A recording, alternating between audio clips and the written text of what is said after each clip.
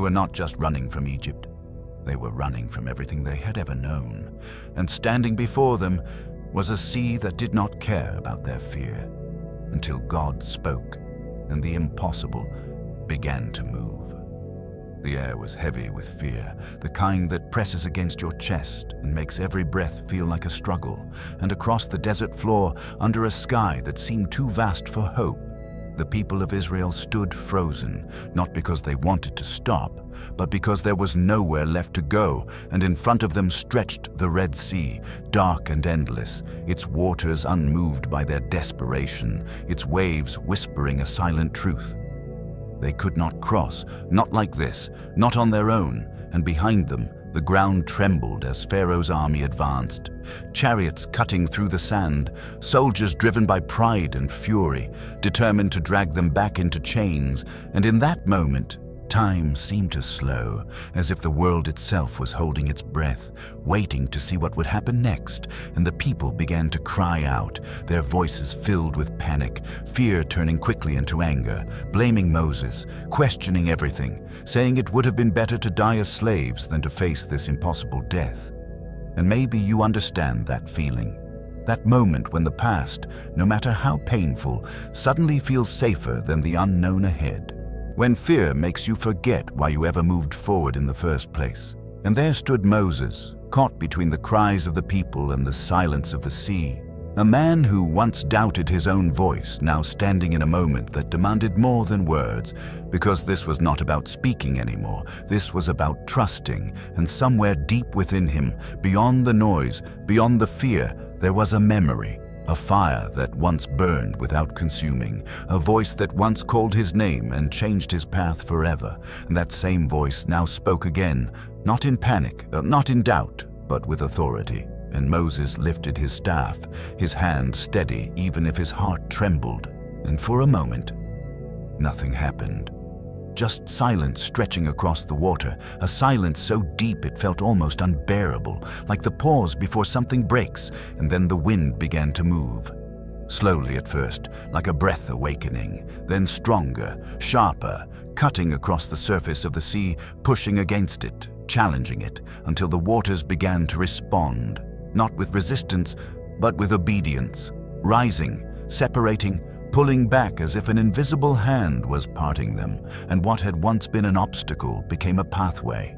What had once been impossible became real. Walls of water standing tall on both sides, and between them, dry ground, untouched, waiting, and the people fell silent, because in that moment, fear met something greater, something undeniable. And Moses stepped forward, his foot touching the ground that moments ago was covered by waves. And behind him, slowly, uncertainly, the people began to follow, step by step, breath by breath, walking into something they could not fully understand, but could not ignore. And as they moved, the walls of water stood beside them, towering, shifting, reminding them with every step that this path was not natural, that this moment was held together by something beyond human power. And still, they kept moving, because forward was the only direction left. And behind them, Pharaoh's army entered the same path, their confidence blinding them, their power deceiving them, believing that they could take what had been given, that they could follow without surrender. But the ground beneath them began to shift, their chariots struggling, their control slipping, because what had been opened by obedience could not be claimed by force. And as the last of the Israelites reached the other side, the wind changed again, the roar returning with a force that could not be stopped, and the waters collapsed, crashing down with overwhelming power, swallowing the army, erasing the threat, ending the pursuit in a moment that would echo through history. And on the far shore, the people stood in silence, not because they were afraid, but because they were overwhelmed, because the reality of what had just happened was too great for words.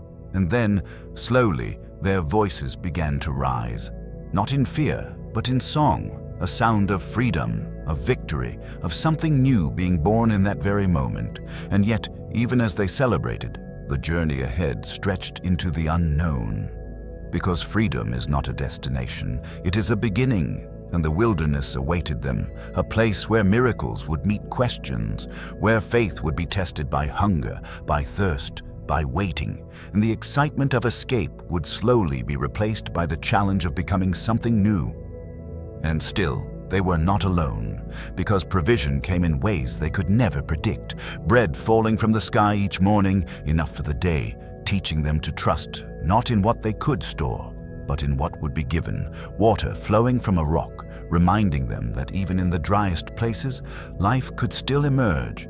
And step by step, day by day, they moved forward until they reached a mountain that seemed to carry a different kind of weight. Mount Sinai, where the air itself felt charged, where thunder rolled and lightning split the sky, where fire descended and smoke rose, and the presence of God became something visible, something undeniable, and the people stood at a distance, trembling, not because of an enemy, but because they were standing near something holy, something beyond their understanding. And Moses once again stepped forward, climbing into the cloud, into the fire, into the unknown, leaving the people below, waiting, watching, wondering.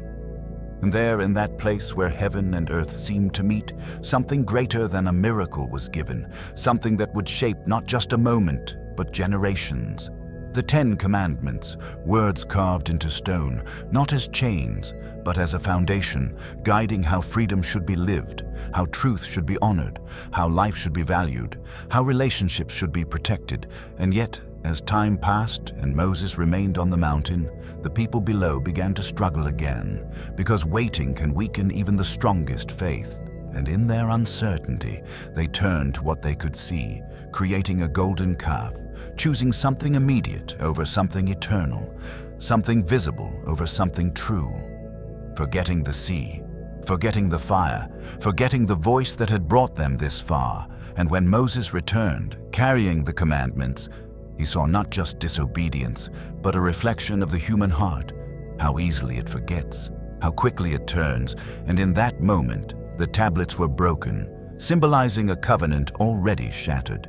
And yet, even in that failure, the story did not end. That is where this story becomes more than history, because somewhere in it, you can find yourself standing at your own edge, facing your own impossible moment, hearing fear behind you, seeing no clear path ahead, wondering if there is any way forward. And the answer is not found in going back, not found in standing still, but in taking a step, even when the path is not visible, even when the outcome is unknown. Because sometimes the sea does not part first. Sometimes it waits for you to move. If this story moved you, if it reminded you that even the impossible can open when you take one step forward, then don't forget to like this video and subscribe to the channel, because there are more powerful stories waiting, more moments of faith, struggle, and breakthrough that can change the way you see your own journey. Stay with us and be part of something deeper.